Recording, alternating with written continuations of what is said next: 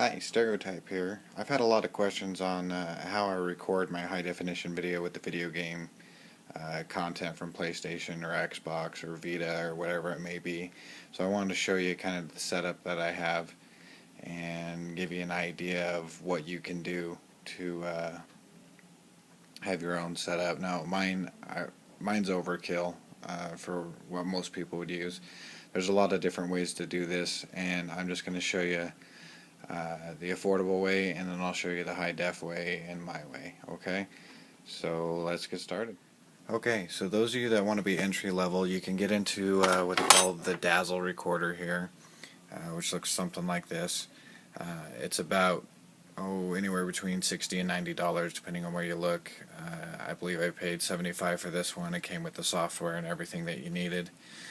This is what I initially started with. If you're wanting to record PlayStation 3 or Xbox, your quality is going to be very low. If you're recording anything older, this works terrific. This is going to be great for recording your old VHS tapes onto your computer or onto DVD, things like that.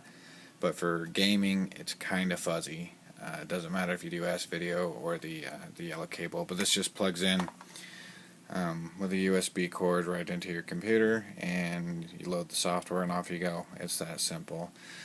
Since that time, I have upgraded quite a bit, and I currently use a Hauppauge HD PVR, which looks something like this. The front, you still have the red, white, and yellow connectors. Let's see if I can scoot this back here.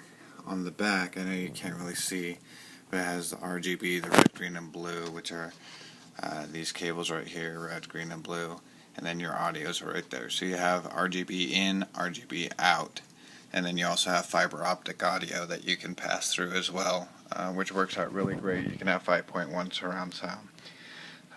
As you can see, I have a PlayStation 3 right behind it. That's what I use to record 90% of my gaming. This is the monitor that I have hooked up to my computer.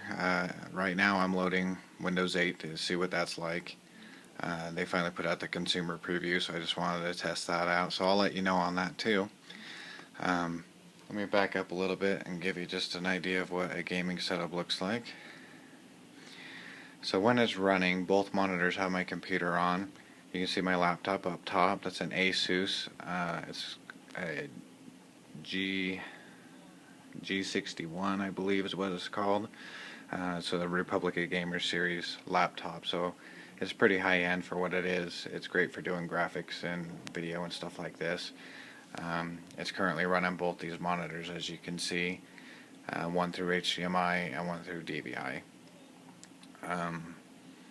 The way that I like to record, I'll have my games playing on one TV, normally the 3D television right there, and then I'll have my recording software running up top, so I'll be able to see exactly what's being recorded. There's a little bit of a delay, so you want to have a separate screen to play your game and not try to play it off of the record, because there's a 1 to 2 second delay between everything, and it's really annoying and really hard to play.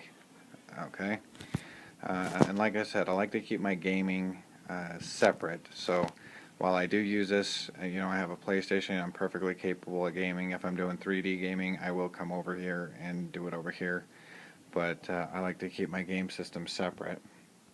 So this is my game center over here. So I have my cabinet here full of Blu-rays. Just kind of a small collection, a couple hundred of them. And then in here, I know the lighting's bad. Let's see if we can get a little more light here. It's a little better. Okay, inside here for my gaming setup, I have the Sony 7.1 surround sound receiver, and then I also have a backup receiver. Hey, look, original Xbox. Forgot that was there.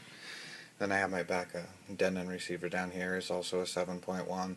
The Sony just tends to talk to everything a lot better than the other, so that's the one that I use.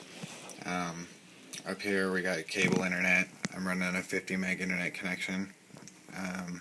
Your speed really shouldn't matter when you're gaming, as long as you're at least you know, a 1 meg and you got a very good latency and no lag, you should be great.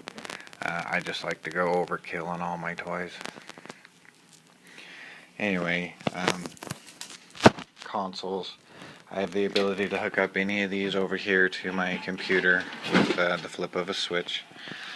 As you can see, I have another PlayStation 3 right there. I have my Xbox 360 and my Nintendo Wii. I can't remember the last time I turned on the Wii, and my Xbox today is the first day it's been on.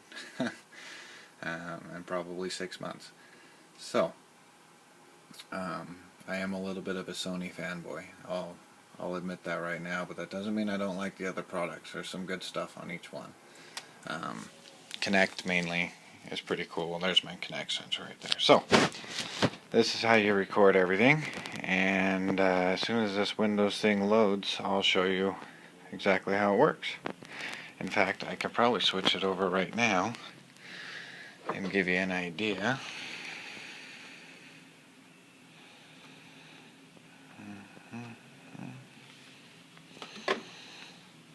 I'll turn on the PlayStation.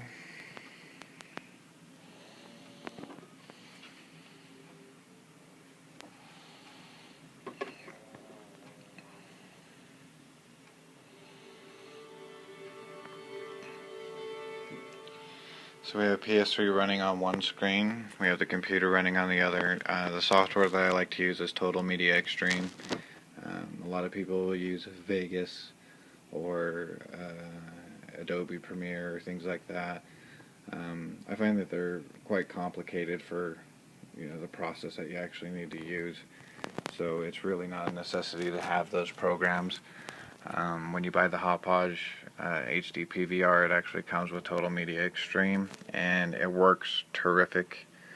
And then for editing, I like to use the Corel, the Pinnacle software for my editing. So I believe it's called Pinnacle Movie Studio Pro. And it'll do HD video. You gotta make sure you have the Pro or the Ultimate Edition, otherwise you won't get HD content when you put it out. So your PlayStation is just like anything else. You select whatever game you want to play. You have to make sure that you are set up to run through component cables with this setup, because unfortunately HDMI pass-through didn't exist when I bought this. From what I can tell, there's a new one out for around $200 or $300 that does have HDMI bypass, and I'm going to get a hold of that and take a look at it and let you know if it's worth the change. But for now, most games are in 720p, and this does go up to 1080i, so in all honesty, there's really not a reason to go through HDMI other than convenience of one cable, and not having to switch from component to HDMI if you're wanting to do 3D gaming. You just select whatever game it is that you're wanting to play. In this case, I have SOCOM 4 in the system right now. So you would load this up, you load up your Total Media Extreme program, hit the record button and start playing. That's pretty much how it goes, and then we go into editing, and I will get into that in my next video. Thanks for watching.